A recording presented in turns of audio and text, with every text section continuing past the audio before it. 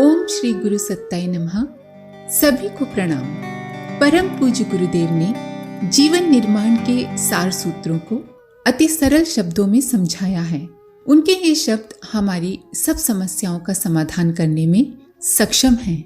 हमें महामानव देव मानव बनाने में, आध्यात्मिकता की ऊंची भाव स्थिति में ले जाने में पूर्ण सक्षम हैं। बस पूरे हृदय से इन शब्दों का अनुपालन किया जा सके।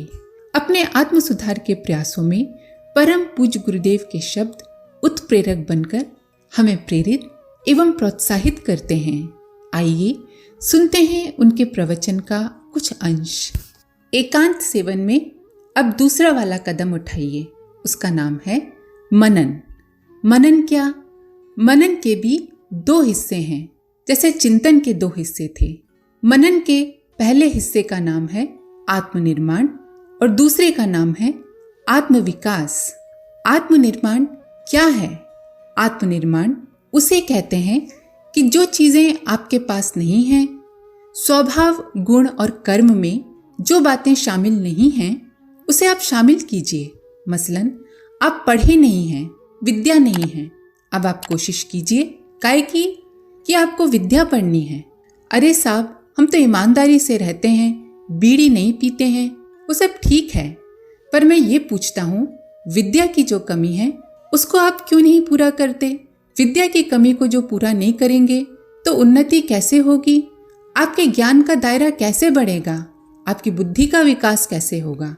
इसलिए आत्मनिर्माण के लिए भी ढेरों काम करने हैं, नए तरीके अख्तियार करने हैं। किसके लिए? प्रगति के लिए। ये सब आत्मनिर्माण में आते हैं। जो कमियां हैं उनको पूरा करना है। कमी को सुधारना ही सब कुछ नहीं है। सुधारिए और पूरा भी करिए।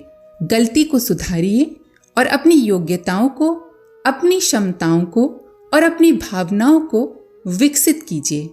आत्मनिर्माण में बराबर ये देखना पड़ेगा कि हमारे जीवन में क्या क्या कमी है और उस कमी को कैसे पूरा करना है। अपने स्वभाव को और आदतों को हम ठीक बनाएं। अपने आप को बनाइए, अपने स्वास्थ्य को बनाइए, अपने व्यक्तित्व को बनाइए, अपने चरित्र को बनाइए, अपने स्वभाव को बनाइए, अपनी कार्यशैली को बनाइए। हर चीज बनाइए। इस बनाने के अलावा आपको एक और बात ध्यान रखनी है। आप अपने कुटुंब को बनाइए। निर्माण केवल अपने आप का नहीं, परिवार का भी होना चाहिए। हम अपने आप में संत बन जाएं, रामायण पढ़ें, संयम बरतें, मिठाई नहीं खाएं, बहुत अच्छी बात है, पर परिवार वो भी तो आपका अंग है।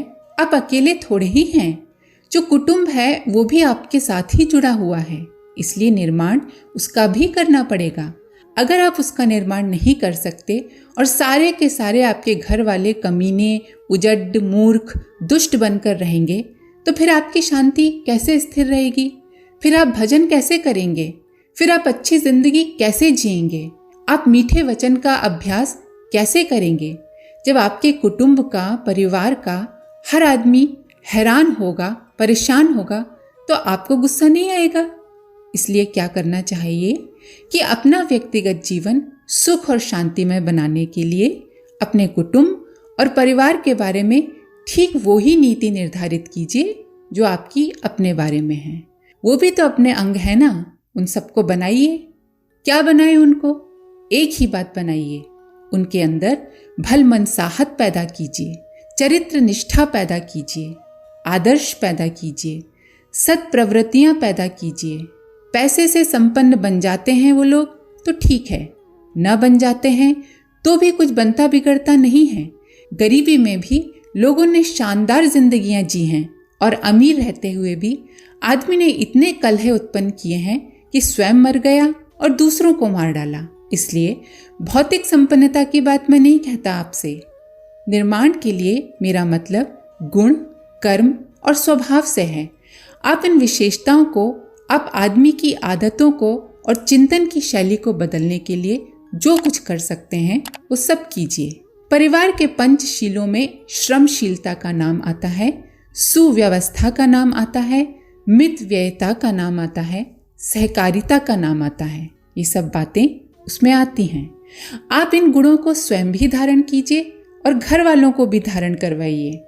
ये व्यक्तित्व के और चरित्र के निर्माण करने का, चिंतन के निर्माण करने का एक शानदार तरीका है। आप उसको किस तरीके से कार्यान्वित कर सकते हैं उसके बारे में चिंतन और मनन के समय पर जब आप बैठे एकांत में तब विचार कीजिए। एक और धारा है जिसे मनन का दूसरा हिस्सा कह सकते हैं, उसका नाम है आत्मविकास। आत्मविकास का क्या मतलब है? आत्मविकास का मतलब ये है कि अपने आप का, अपने अहम के दायरे को बढ़ा देना।